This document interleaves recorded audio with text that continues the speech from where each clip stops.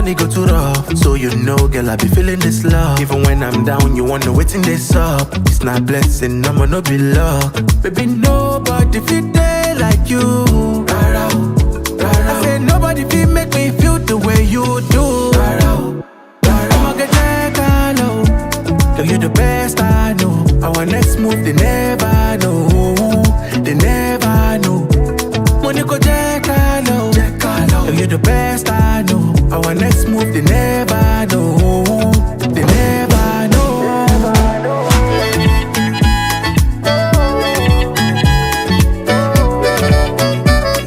They never know.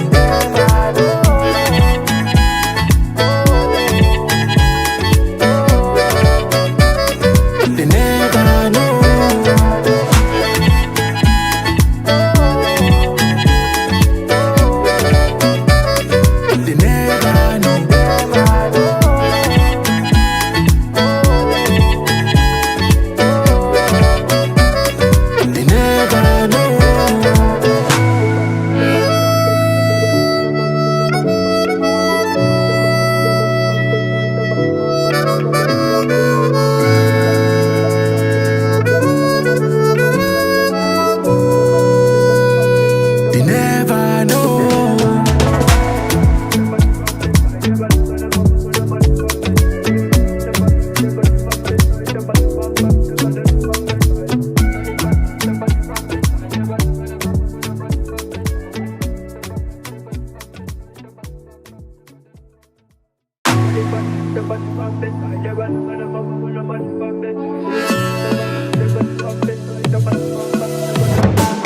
My lady, you know me no fit give up on you never.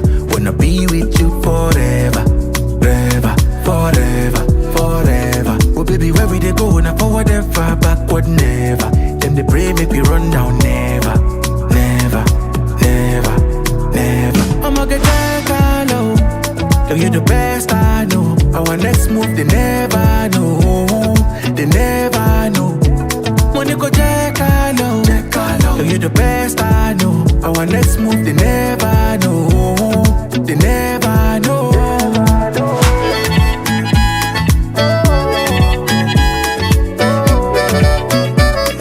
They never know.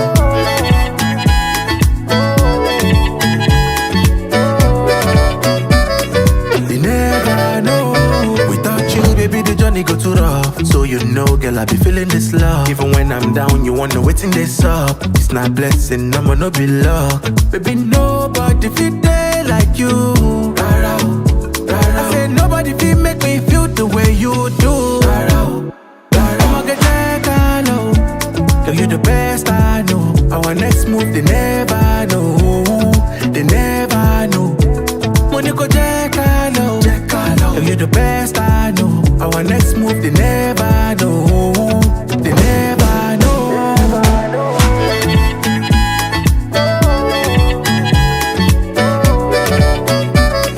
They never know.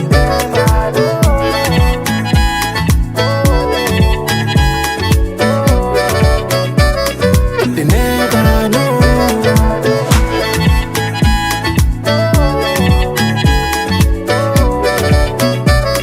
They never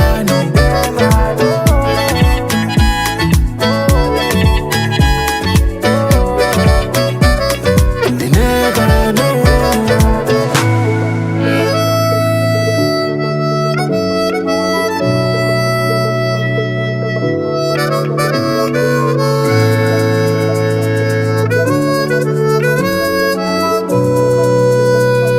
They never know.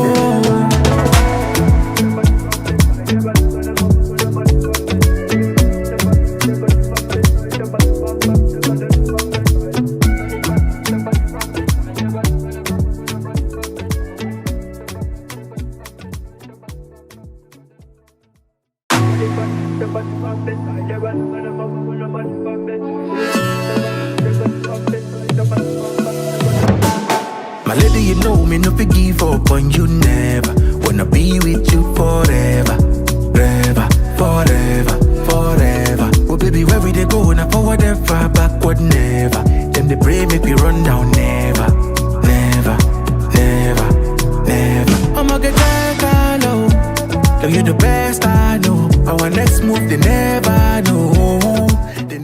Check 1, 2. Hi, everybody. Welcome. We're here. I hope you can hear and see us well.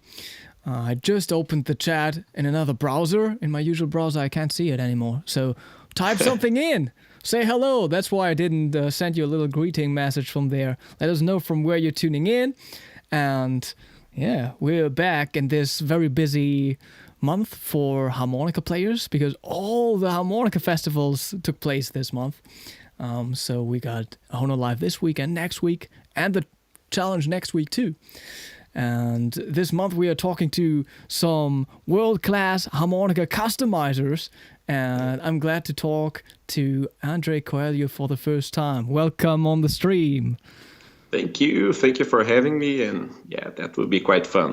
That's wonderful. Yeah, I think there are so many questions that people can ask out there too, because you are really not only like a diatonic harmonica customizer, but you work on everything pretty much. I have that feeling, like all specialties.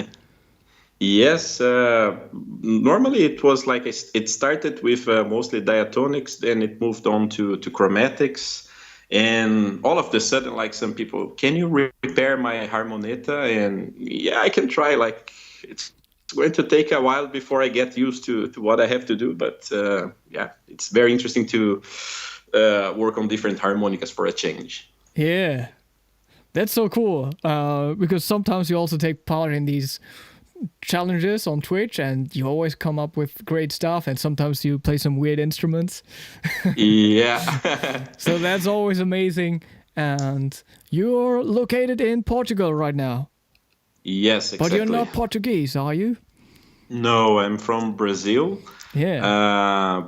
But my wife is Portuguese. My daughter was born in Portugal. Okay. She's 16 now, and then we moved to Brazil, lived there for about 10 years, and then we decided it's time to move for good to Portugal. I see. Yeah. Man, have I been to Portugal before? I don't know. Maybe in the south. I played there. Algarve. Yeah. Played there a little. Yeah, I played there like a hotel gig years ago. But I think that's it. And now you hung up. Nice. Oh, no, back. You're back. Yeah. Your pictures just froze for a second. It was frozen for a while here. Yeah. Yeah, that was the only time. Yeah, I work with some kizomba artists in Portugal. Okay, yeah. Yeah. It's quite a big thing yet here. Like it was a few years ago, but still going strong. And there's not. I think you noticed there's not much of a harmonica scene here, or even like more commonly you would find like a blues scene. Yeah. But nothing much going on here, like in terms of that. But then again, it's quite close to other countries, and like in Spain, for example, they have like a huge scene there. And it's very convenient for me to be in the middle. Yeah, I understand Spanish. I speak, but we say it's a bit like a Portuñol, like a mix of Portuguese and Spanish. And they understand. They kind of understand us. We understand them, and it's a sort of a mixed language. Oh yeah, I see. So most of the orders you get are from other countries. Like, what would you say are the countries where you get the most orders from? It varies a bit like throughout the year, but I would say like the United States is probably still like the biggest market for that. But I have like some consistent orders from the UK, and now more recently, like for last year, I started to get more and more orders inside Europe.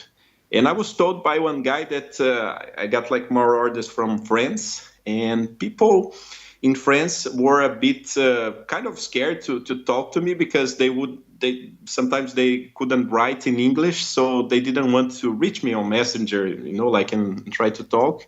And I don't speak French, but I understand like lots of things, and I can write a little bit.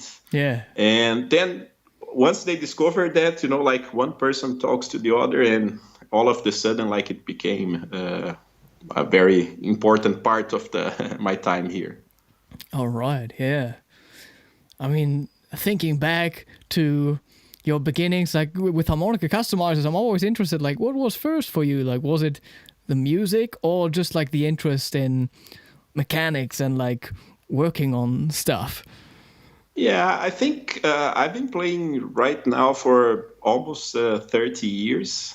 And I mean, ever since I got my first harmonica, and the first one was the Special 20, but the MS Special 20, like that. It wasn't even sold like outside. In the US, I know that they didn't sell that. And Yeah, it was I never only seen for one of those.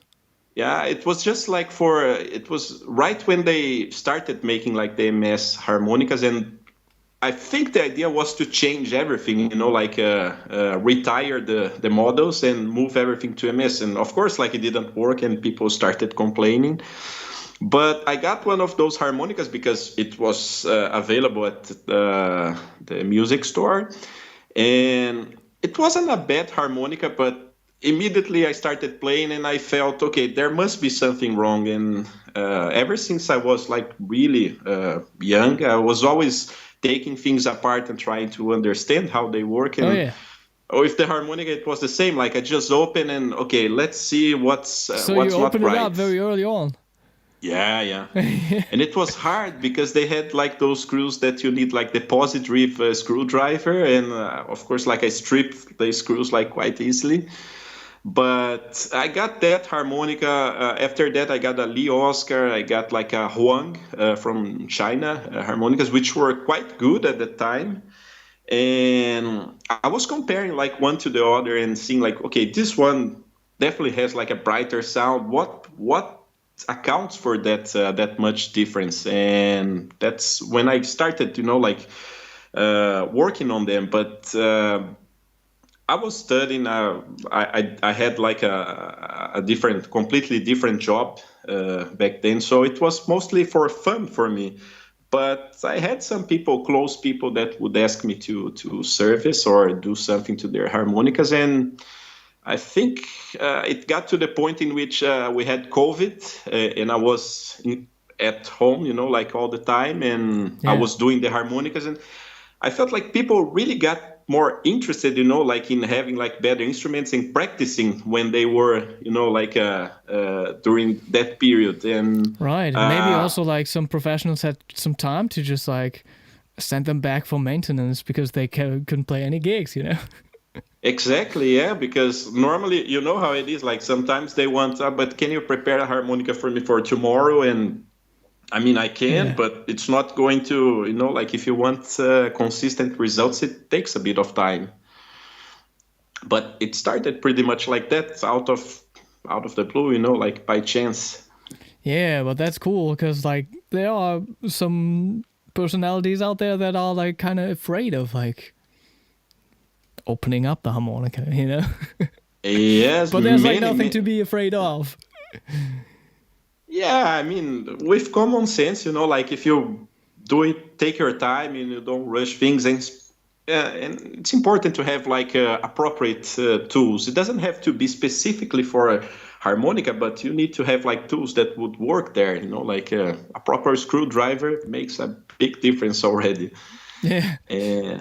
So yeah, doing some customization myself, I always found it annoying that results can change as soon as you put the cover plates back on.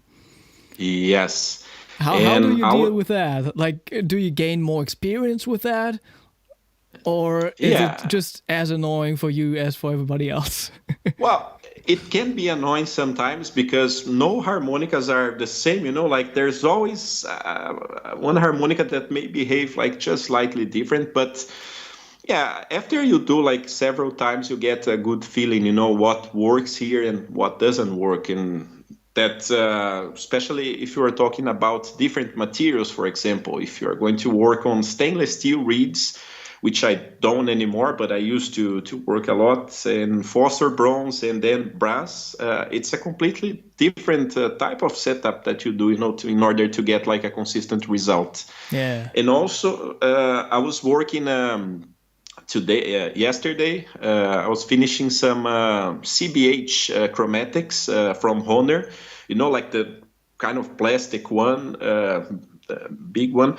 And it's very interesting because it has like individual chambers for each hole, like both on the inside, on the outside. When you put the covers on, you completely change the pitch of the last octave, but not by, like by cents. I'm talking about hertz, like 5 or 6 hertz sometimes. So you have to take that into account when you are tuning, because once you put it all together, it's going to have like some differences. And Yeah, we should answer this question because this is an early question by Max here. Hello, André, Konstantin, greetings from Munich. I have a question about customizing harmonicas. I'm quite happy with the harmonicas I customized. Low F to E flat, but I can't get a F harmonica to work. Is it harder to customize high key harmonicas? From the point of view, like of customizing, doing like the reed work is not so different, but it has like a lot to do with the playing style. Sometimes some people just say, I never use like harmonicas higher than D, for example, or Like me. even D. Yeah, Because well, there's one thing, like the reeds are shorter, and so your playing attack has to change a little bit in order to get like the better results. And sometimes I would, for example, some people want a D harmonica, but they want me to retune a C up to D because they want to have like the long reeds from those harmonicas. And while in terms of sound, it doesn't change much, the feel when you play, like the amount of back pressure that you have on the reeds is a bit different. So it's a more fun instrument to play like overall, but it's not that it's going to sound any different. And with the F harmonica, of course, like the gaps will be a little bit different. You have to make some adaptations, but it has a lot of do with the playing style as well. I wouldn't say it's completely different, like in terms of the custom work that has to be done. All right, yeah. I should think of trying that. Like a D harmonica, but having a C pitched up, yeah. Yeah, I think it's the as high as you can go, at least with Hohner, because I mean, it's quite okay for the first 2 octaves. The third octave, if you try to raise the pitch by like 2 semitones, you have to be really careful how you're going to and plan how you're going to like scrape like the brass there, because otherwise it's going to get too thin at a point, and then it's going to start squealing when you do the bends, like the reeds is not going to vibrate like evenly. Right, yeah. But then again, for example, you have the MS harmonicas, and the reed sizes, they changed a lot over time, but I think nowadays they are consistently the same, like if you get a G harmonica and an F harmonica, the reed slots are not so different, like in terms of, like the length of so that should help some people that maybe feel it's hard to play a marine band in F. They could try, for example, a blues band and could work better. Yeah. So, for the audience, you're one of the few Hohner affiliated customizers? Yes. What does that mean? Well, that's a small group of customizers. It's a program that Hohner started with together with Joe Filisco, and the idea was, okay, like we are going to make, and I think like nowadays Hohner makes the harmonicas as good as it gets, like out of the box. They are consistent, they have like good tone. But still, you can always improve, like some aspects that mass production will overlook. And, like it's like the devil lives in the details there.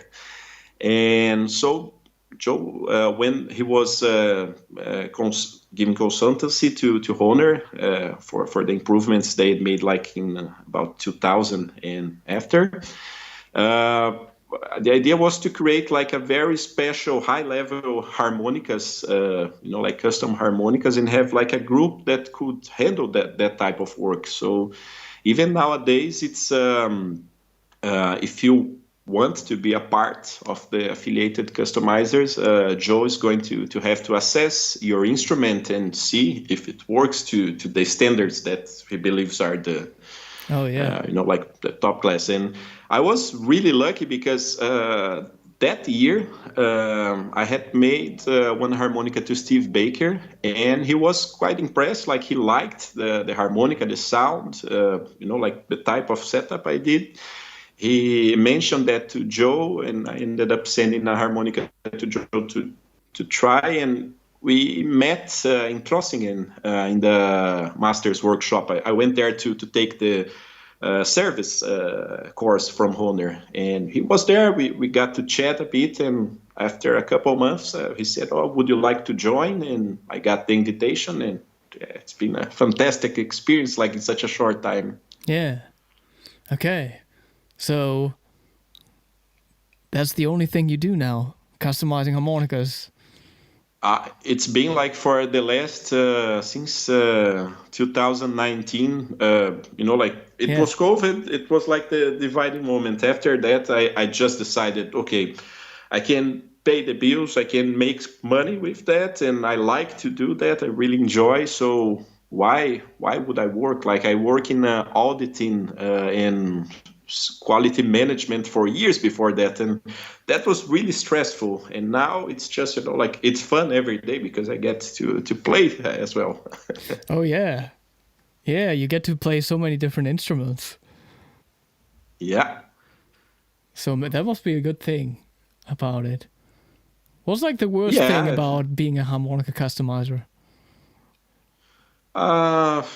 I don't know. I'm still trying to find, Okay. I mean, of course, like you have to deal with, I make harmonicas for kind of beginners, like with a little knowledge, and professionals as well.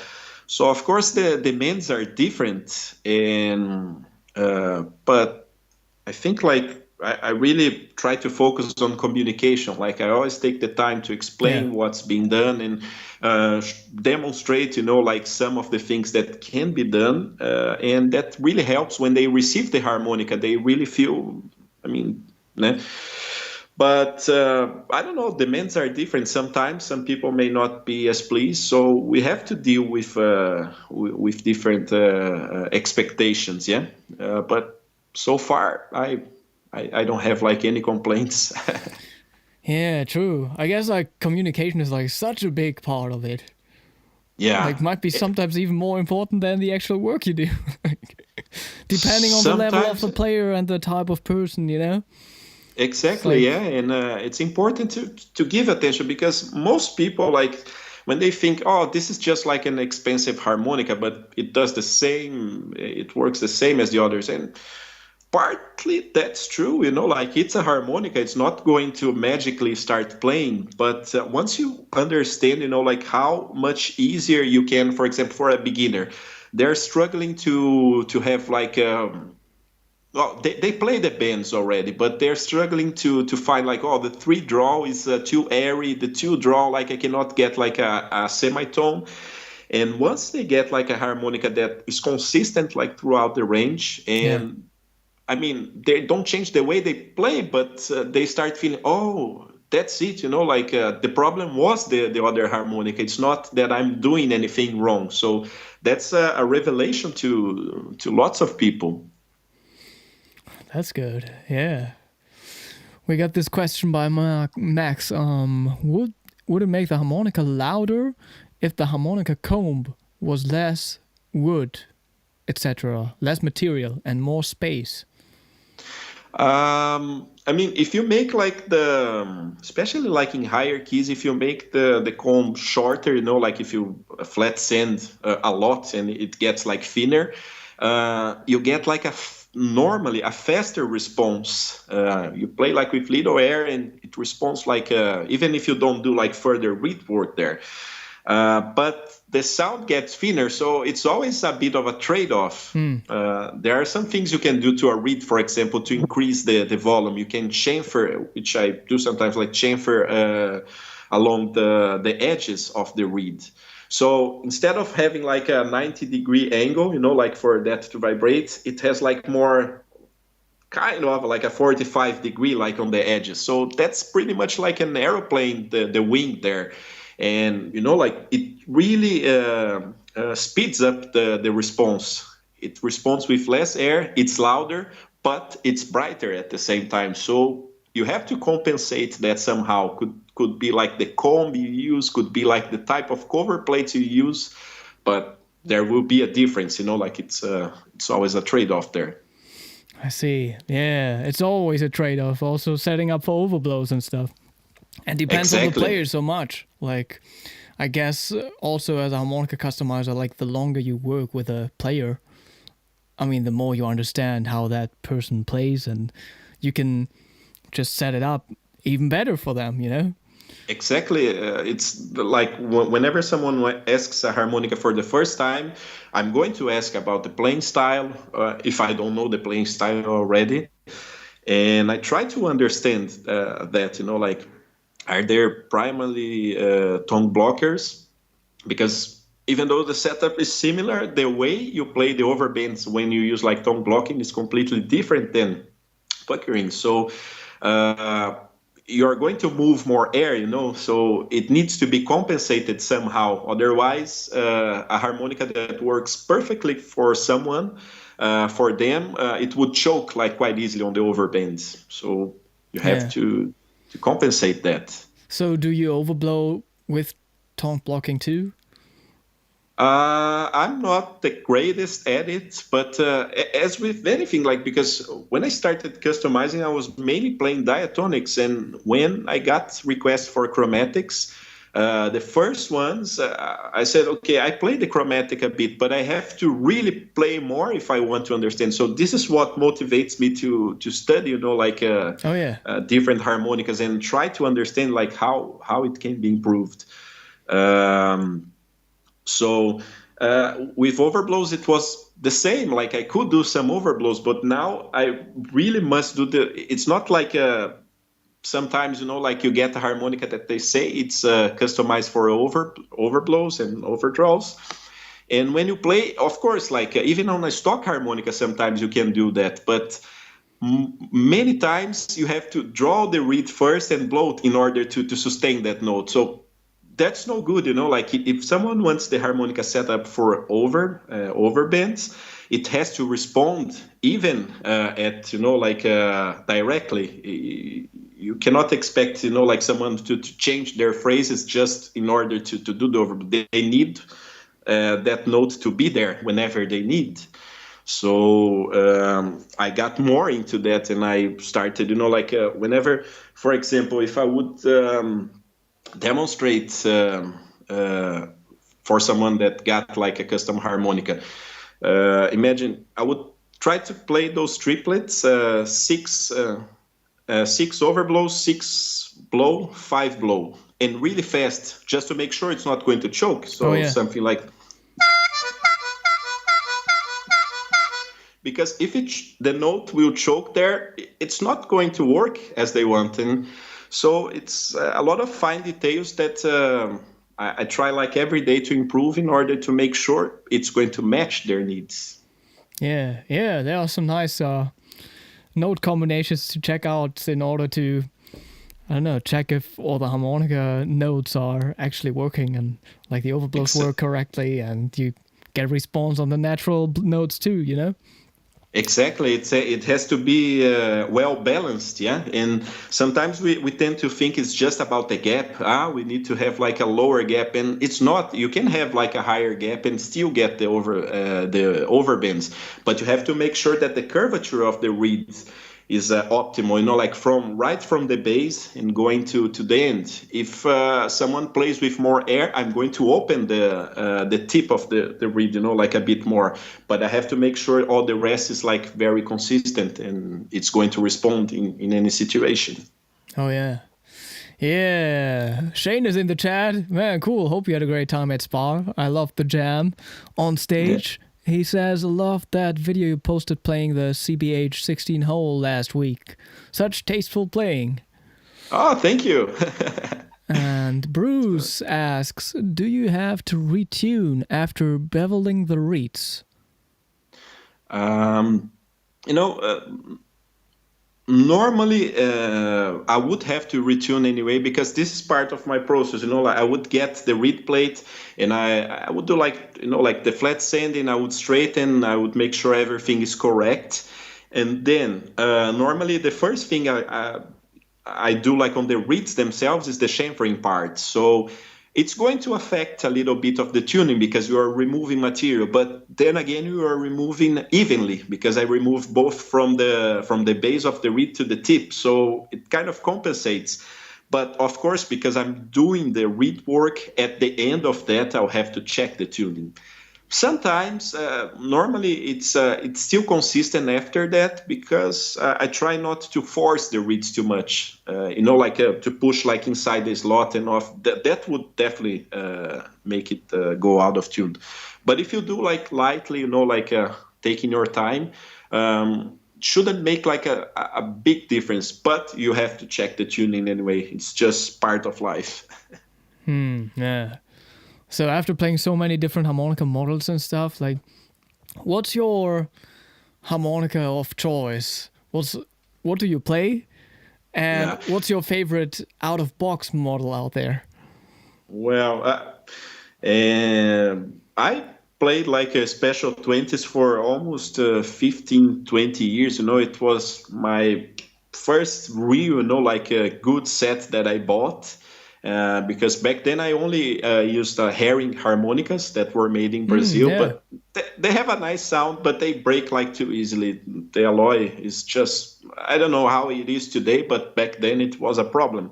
So I got those special 20s and it has been I still have like most of them, you know, like that I use on the set. But after a little bit more time, I got like my first marine bands back in the end of the 90s, I think, and they were terrible. You know, like it was like really the terrible years for Hohner. Like the production was not good, like the tolerances were bad, and it just sounded bad overall.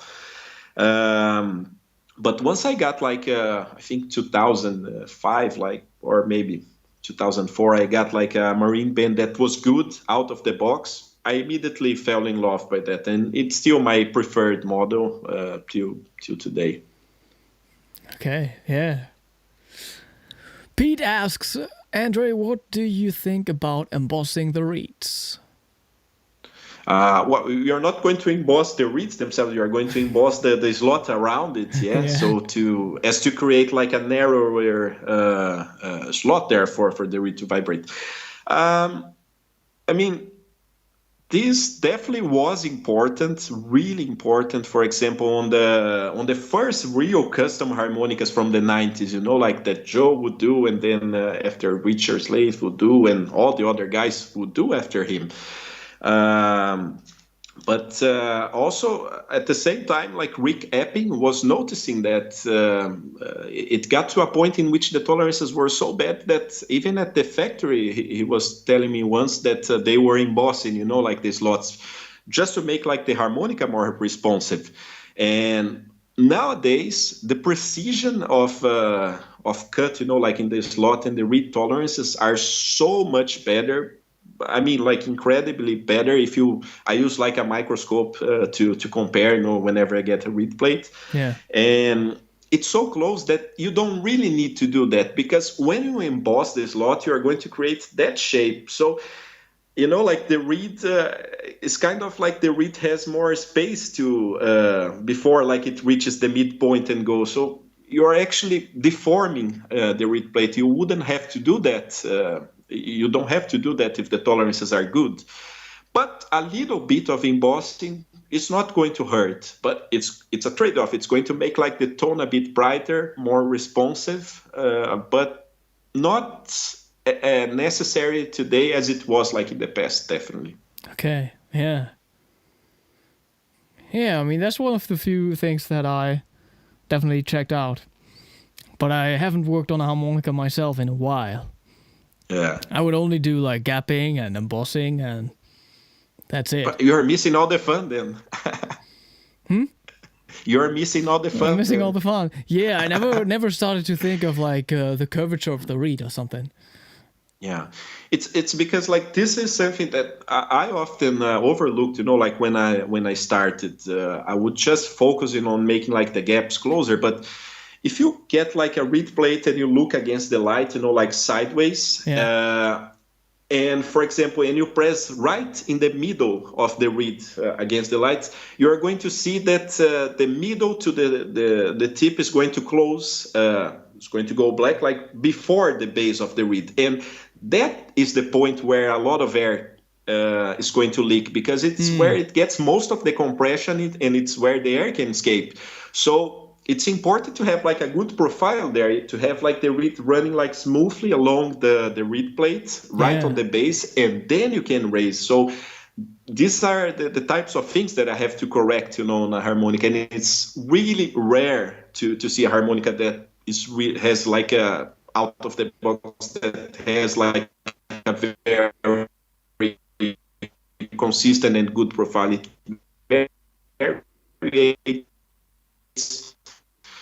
It may not seem much when you look at it. Okay, you were gone for like 1.5 sentences. Sorry, yeah. It may happen. It may happen sometimes. But what are the tools that you use to work on the curvature of the reeds then? It's normally simple tools. Like this is the Hohner reed range. Yeah. Which I use, to center them. But also that part, like, is really good to go under the reed and do the adjustments. Because sometimes, for example, if you press it too much inside the slot, you use that like on the sides to raise like evenly. So this already does like a lot. And then I use like a brass pin, like a needle to push. My nails most of the times to press like gently. So it's not so much about the tools, but how I can get like a good feel of what's happening like in real time. So I would use, I use like this. This is a piece of scrap like from metal, but it's great to emboss like side by side, because you can really feel like the sides, and it's really solid. And with only that, like you can pretty much do that work and then correct curvature with that. And the curvature you do by feel. Like if you have to raise the middle to the tip, for example, you are going to put your finger up until the middle, like, and then just gently from the underneath raising that. So you have to do like that in steps. First closer to the base, and then moving on like a bit more to the center, and doing it carefully, not deforming the reed, because sometimes we tend to overdo it, and you look at the reed and you can see a small crease there. And we want to avoid that at all costs. It has to be like done carefully and gently. Okay. Well, what else do you do to find a good compromise between playing the natural notes with great response and overblows, like gapping, embossing, curvature? Is there something else that would be super important? I would say after, like a visual inspection, because after you do so many, you tend to look at them and see if it's right or not. Yeah. But that will only give like an indication. That will probably work very well. But once, if you remove like all other variables and try to make everything as even as possible, like a very flat comb, a very flat reed plate, like solve like all those issues. It's going to be consistent when you play. But of course, like some people sometimes ask, but do you play the harmonicas when, especially beginner? Are you going to play my harmonica before singing? Of course, like I'm going to sanitize that afterwards. But I really cannot tell if the harmonica is perfect until I play it. It would be, like you can only get like a very good and educated guess, but you have to play, and you have to play. Like I showed you, I have to play those triplets. I have to play like three. This is not very well customized. This is old, but I have to play the 4, 5, and 6 overblows all together to see. I have to play them just to see if they are going to pop up without any support here. Yeah. And if they can do that, perfect. But if they don't do that, then I open and I do like small adjustments, and I have to always leave the harmonica to rest for a few days before I try again, and then adjust the tuning as needed, because it's going to change over time, and it takes like weeks before like you really know, now this is good, like it's going to behave like that for a long time, unless they really abuse them. Okay, yeah. What's which comb material is easiest to get super flat? Nowadays, like I like to use material that they call I forgot the name of the material itself, but they use like to make countertops, like it's a kind of a paper based material that mixes fibers and papers, and it's a very durable material. It's not, even if you leave in the water, it's not going to swell or anything, and it sands like very easily, like if you use like a 220 grit, for example, sandpaper, and you just pass like along, it goes like smoothly. It's not going to leave like a lot of excess of material there. It just sands like very smoothly. Okay, and Pete says Korean. Korean is a different. It can be used like to as countertops as well, I think. Okay.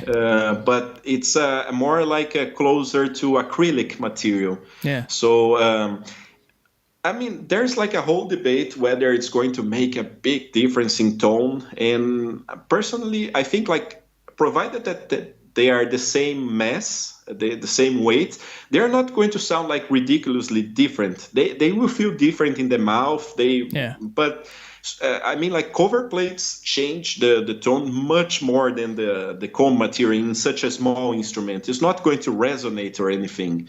So, but yeah, I think having a material that just you can work easily. But that being said, like I love working, for example, on the pear wood comb. Like this is a raw pear wood that I paint, and I use like some stuff to make it shiny. It's great, like pear wood. It sands like easily, but once you start to seal the wood, it starts to warp like a bit. So you have to sand again. It has to be like to do like a few times the process in order to get like it nice and flat. Okay.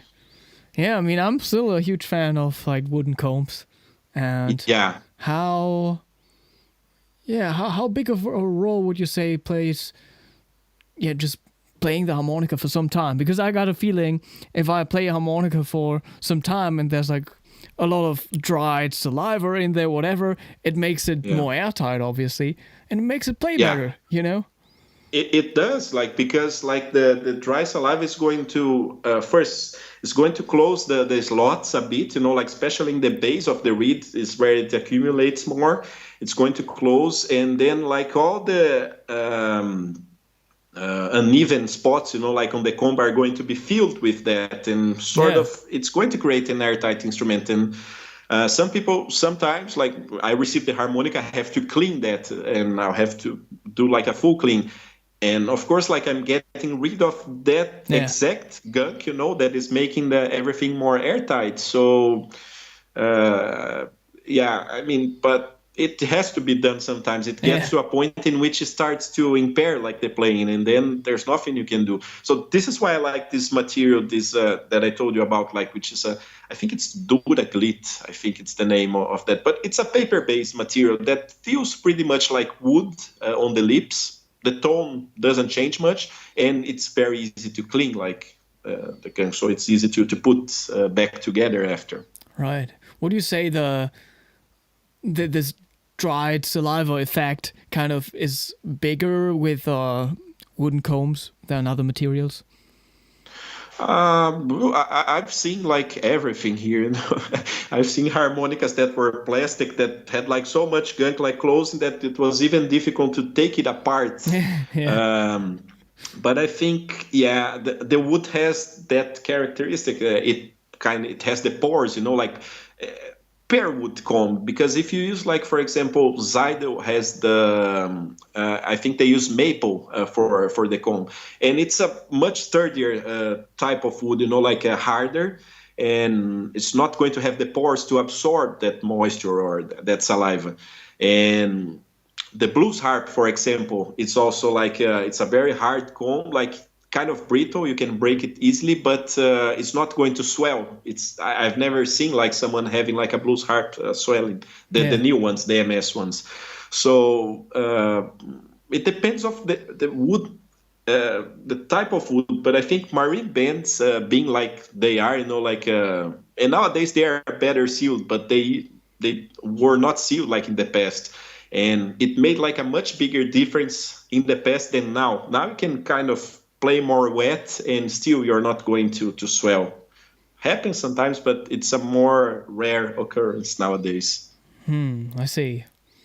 Yeah, and otherwise I feel like combs are just like a taste thing, especially if you're a tongue blocker and like whatever, or like also what like the weight of the instrument plays a role for some people, Yeah, also with chromatics, I mean, it feels different, like holding a CX12, which is like super lightweight in your hands. Yeah. Compared to other stuff, which has like, just heavy comb materials. Yeah, and I mean, and in the chromatic, it starts to make like a big difference. I don't know if you ever played like a chromatic with a brass comb, but that weighted like over 1 kilo. So definitely like the upper harmonics were all over there, but it's because we are working with a much bigger comb, like that can resonate different than a small diatonic harmonica. But in the end, like on the chromatic, I always go back to my 270 because I just like that tone. It has lots of inherent problems, but it has a lovely sound, Yeah, I love that. I just checked that live stream out of the Spa convention where Antonio Serrano played, and I think like right before his concert, he just like picked up an out-of-box harmonica. Yeah, no, it's like that. I made actually Antonio was like a huge help for me when I started doing like the custom work, because he was one of my first customers, as to say. He had like some harmonicas he wanted to be checked, and I replaced like some reeds and valves and sent it back, and he made like a very cool video, like enthusiastic, like. So that was great, and I was talking to him like, but why don't you use, like other harmonics, like the Deluxe, for example, or like more. He said, this is what I grew up with, this is the sound that I have in my head for the chromatic, and that's what works for me. So he prefers that, like, and he uses out of the box until they are exhausted, and he gets another one. So that's just like that. That's crazy. How about you playing the Special 20 then? Like, because like the reed plates are synced into the comb of the instrument. Like, wouldn't you say it gives you advantages of being closer to the reeds? Well, in terms of distance from the mouth, from the lips to from the rivet, for example, the Special 20 is a bit further away than a marine band and a golden melody. And that was there was a lot of discussion like on why Howard would use like the golden melody and marine band at first, but it makes a difference. Like the closer you have for at least for a traditional way of overblowing, like just getting the note, but not adding like a lot of modulation to it, but just to get the basic note, I feel it's much easier if it's if the reed is closer to the lips. Okay. So the Special 20 has like a little disadvantage in that way, but on the other hand, it's very airtight. Even in Hohner bad production years, it was still a consistent harmonica to play because it had like all those screws, like everything was, like tightly fit like tightly there, and it just worked, and it was a harmonica that I could depend on. Right, I see. Yeah, I still like the Rockets. What's the reason for the Rockets to be louder than other Hohner harmonicas? do you feel it's much louder? I mean, for example, if you compare like a Rocket to a Special 20 with the open cover plate, like on the back, it already makes a big difference on the Special 20 because... okay, so you would say the cover plates already play a huge role. Yeah, I mean, if you get... Basically, for example, if you get a Special 20 and just change the covers for a Rocket, you're going to notice a different tone because everything like being more open and have like the side vents, for example, if you want that, or just directional on the Rocket amp, just makes a different sound. Maybe it's not as loud, but you hear more upper frequencies there. So that gives like really that impression that it's an instrument that in your mouth it resonates more. You can hear yourself better sometimes. I think that's the reason, but they're not so different like internally that they would make that difference. Yeah. Man, I really love the Rocket amp cover plates. Yeah, I like that. I mean, I play the Special 20 cover plates, but I could actually imagine putting Rocket amp cover plates on there. It just works. I mean, if you get a Special 20, you just have to drill like a small hole on the comb, which is plastic, so it's easy just to fit because the screws are on the front. But it's a popular request as well. Sometimes some people ask me for a custom harmonica and they want like, I want a Marine Band Deluxe, but I want Rocket amp cover plates. Is it possible? Yeah, I mean, the size is not so... I have to make some adaptations, but it works. Oh, yeah. And I should try that. It works well. I think this is one of the best combos, like I really enjoy like when I play that. Because I'm a lot into the kind of ergonomics, like when I make the harmonica. If I make a Special 20, for example, a custom Special 20, I will... sand, like the edges there, like the sides, so it feels better in the hand.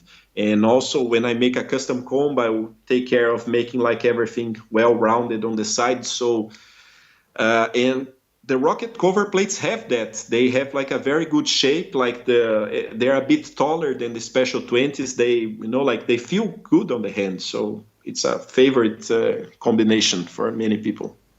Yeah, because I'm still with the Special 20 cover plates, and they are, I mean, not entirely opened up, Yeah. A little. Yeah, a bit open, yeah. But that's it, like the Rocket cover plates would be more open. Yeah, more open, and also they're a little bit taller, like in if you measure that. So that makes a difference. I'm not sure about that. That would make a difference, Yeah. Yeah. For example, I have some ridiculously open harmonicas for myself. Like this is a Marine Band, but I open like quite a lot on the end. So to me, it projects really well. Like the sound really is in your face. So, and it's just like a small, like alteration on the comb shape. I see. How do you feel about opened cover plates on the sides? Like I always play cover plates that are closed on the sides because I always feel like it's just about the sound that gets out of the instrument into the microphone or whatever. Yeah. I think it probably depends more on the way you hold and you cup the harmonica itself. Then, I mean, of course, like playing acoustically is nice to have like some of the sound, like having a way out on the sides before the end. But when you play amplified, you really want to have like sometimes most people want to have like a very directional sound going. Yeah. But to spill like some it's not a bad thing. And of course, like if you have like and if you have like a good cupping technique, you're pretty much going to close that anyway. Oh, yeah. Like some people use when they play, they like to have the finger like on 6 hole, like you see a lot of old blues artists use that, and that really closes. Even if it's a Marine Band with the side vents and you use the microphone, you're going to get like a very tight seal, and it's going to pass all the low frequencies, like to the microphone. Yeah, that's also when I played a lot of tongue block stuff. I was a 100% tongue blocker at some point. Wow. And then I played the marine band and like crossovers, and I did like this kind of thing, holding the instrument.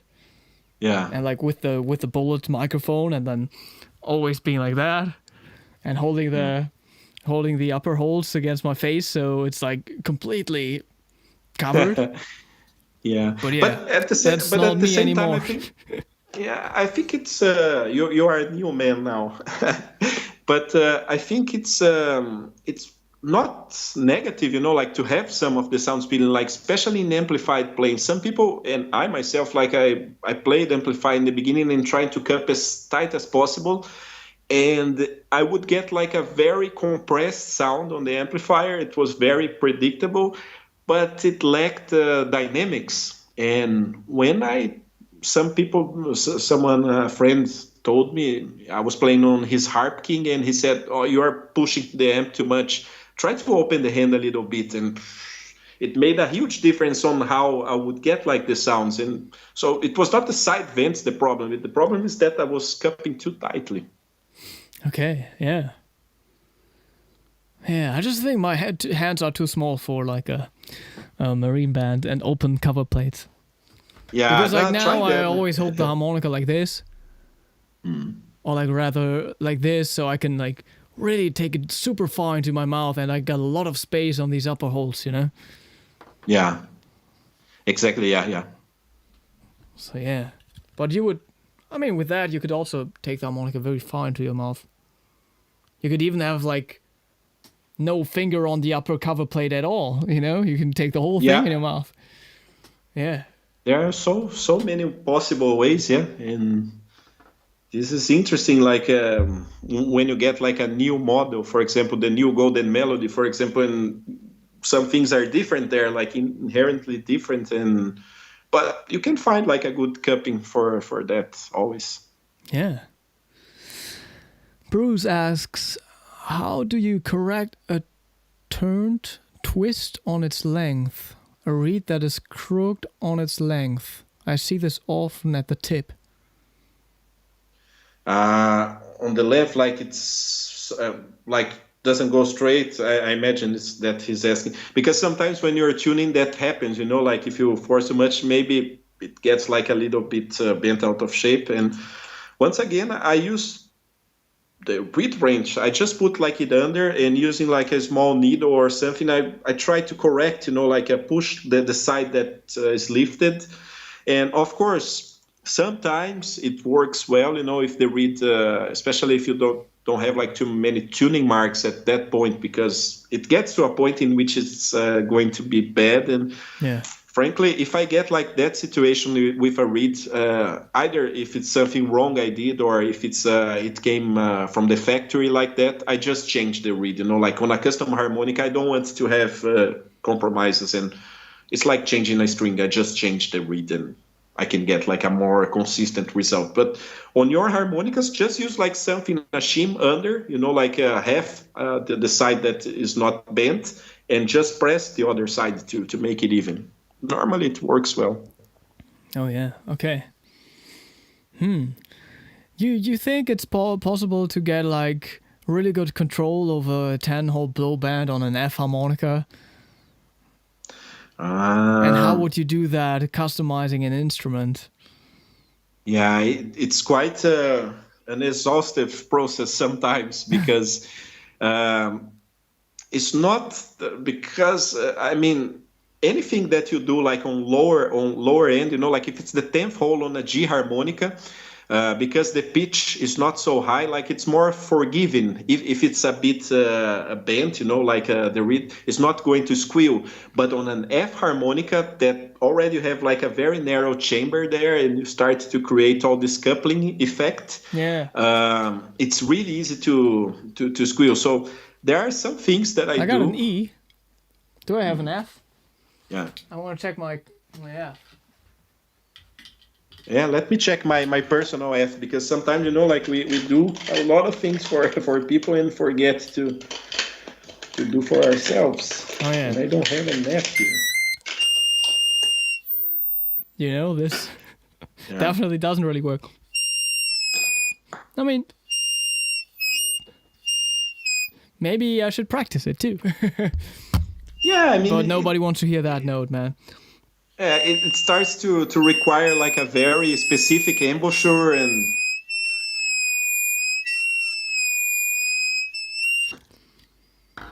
This is my E. I mean,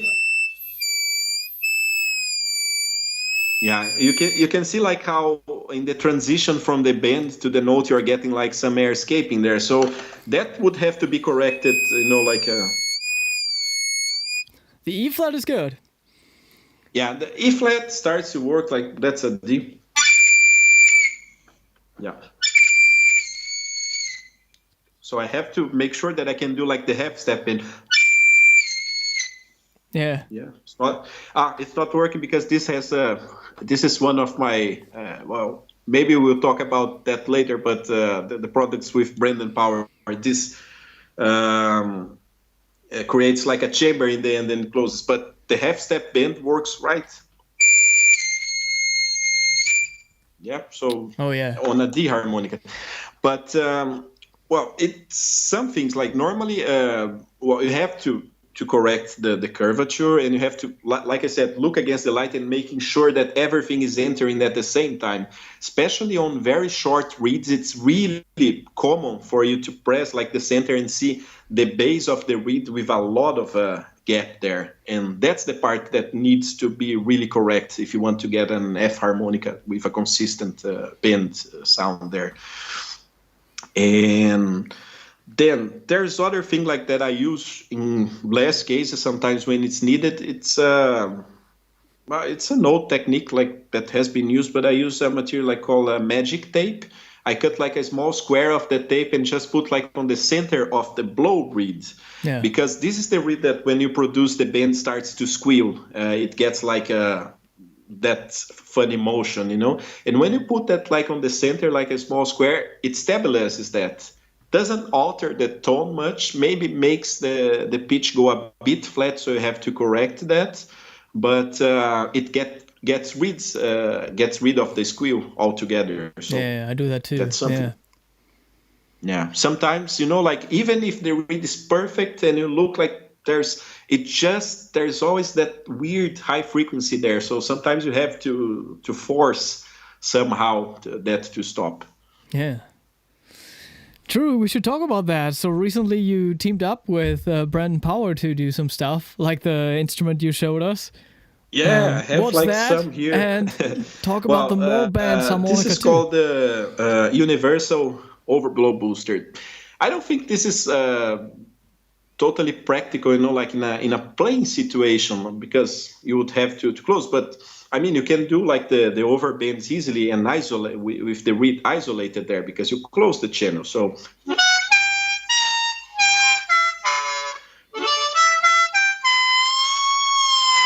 you can go up like in pitch without a problem just by closing the end. So it's a bit derived from that idea, which was the overblow booster, which came first. And this one, you have like a metal plate here that closes the top reeds and the bottom reeds. So yeah, with this you can do like the overbends as you want. Just by pressing here, you have like a very stable overbend.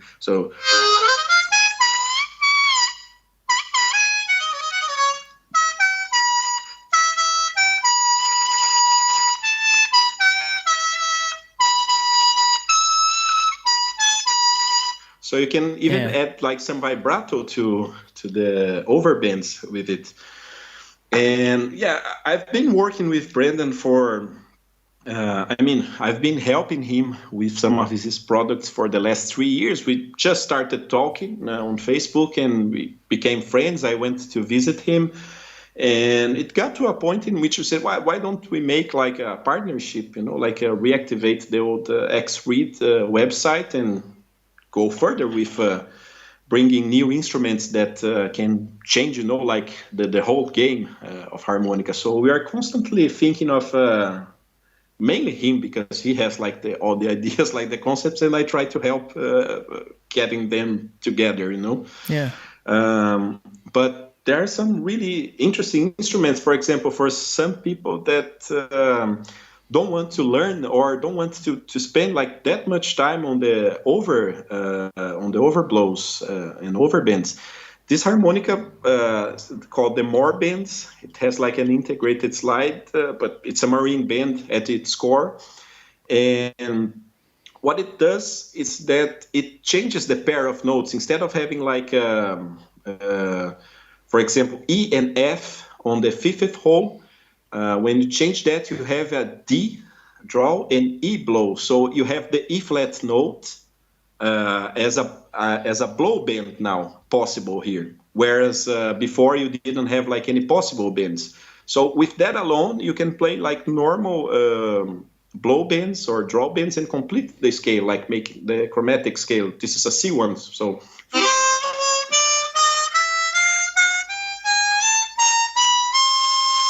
So those missing notes, you can basically just press the slide and do like on the center here, do a blow bend and complete the scale. So I think it's a very interesting idea. So you would say you get more consistent bands compared to a half-valved diatonic?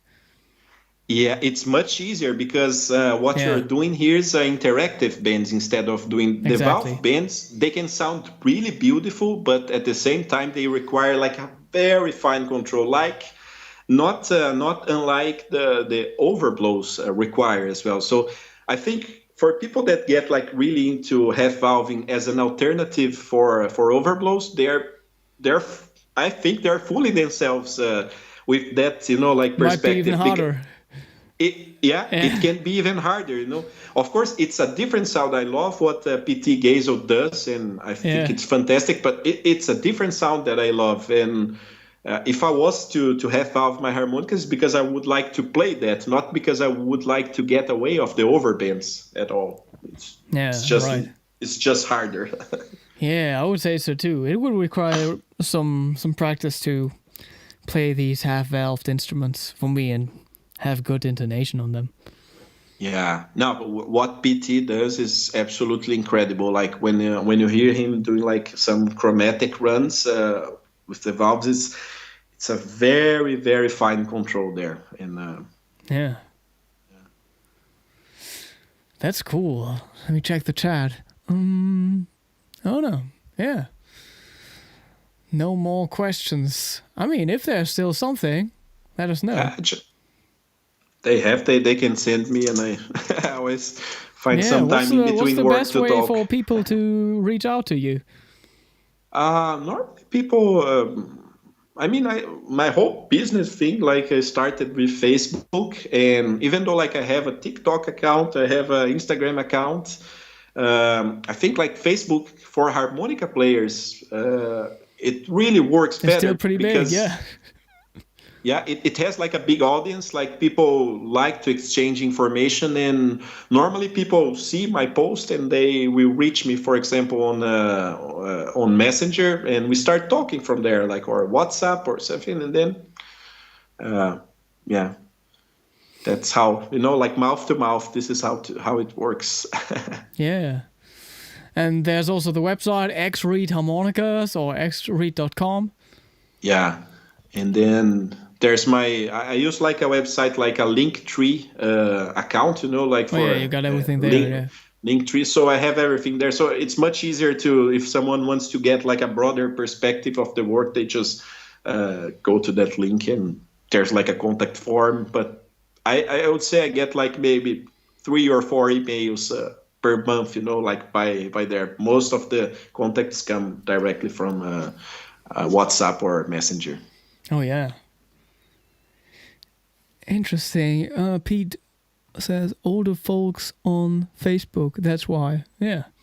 Yeah, it's true. It's like people that got sort of kicked out of Harp L when it started to kind of disappear. Oh, yeah. They moved to Facebook, and yeah, but TikTok like is really cool, like to put the videos like for some people to see, but in terms of work, like people are not going to approach there. They think, and it is for that. It's not for. I don't think of TikTok as a tool for business, even though it works well for that. But for me, some people see as that more like fun, like videos. And Instagram, more or less, but Instagram is good because I can organize pictures and people can get like a very good perspective of my work just by, like scrolling down that page. Oh, yeah. Yeah. All these links are in the chat, in the description box, rather. So you can go there. We got a nice challenge coming up next week. The Amplified Harmonica Challenge. So excited about that. What's your go-to amplified setup? I normally, that's the other thing that I do because I'm completely geeky with all harmonica related stuff. And I do also repair like microphones from time to time. I repair amplifiers because I love electronics. And I have this, which is a pedal that I designed for harmonica playing. Like, this is great because you can hook that directly to the PA and have like an amplified type of sound. Mm-hmm. You can use that to the amplifier to have, like a better tone quality. And yeah, so this, like, I have some people asking me to do this, but I can only, like do a few at a time. But it's great, like it solved my problem with amplified playing. I don't like I have my tube amps, but I don't like to take that to the stage. It's too heavy, it's too inconvenient. And yeah. But for that challenge, I sent something completely different. It's an amplified tone, but it's not a distorted tone. Okay. What's that pedal called? How do you call this? This is the Yump. Yump.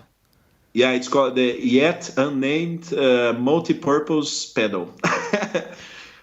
It became the name. It was just, like a... So Pete asks, how much is that pedal? Pete, send me a message on Messenger and I'll send you the details. Yeah. Nice. And next week we got another Hohner Live, another customizer, Alexei Korman from Estonia. Nice. So Alexei has some sick videos of customizing process, some old videos that he did. Really cool work. So we are really diving into the mechanics of the harmonica. Hope he doesn't talk as much as I did here because I get, you can notice I get excited about talking about harmonica. So sorry for it. That was perfect. Oh yeah, I'm checking your Instagram. Oh yeah, I see the pedal. Yeah, there are videos like some demos of using that. It's a cool pedal. I mean, it was something to solve my problem, but apparently it solved lots of other people's problems that got that already. Yeah. Perfect. Thank you so much for joining us. Well, thank you. Thank you for inviting me. And yeah, next stream is next week, Wednesday. That's the challenge already on Twitch, everybody. Yeah. And then on Thursday, another Hohner Live. Yeah. Thank you, everybody, for tuning in. Have a nice evening or a nice day wherever you are. Bye-bye. Bye-bye. My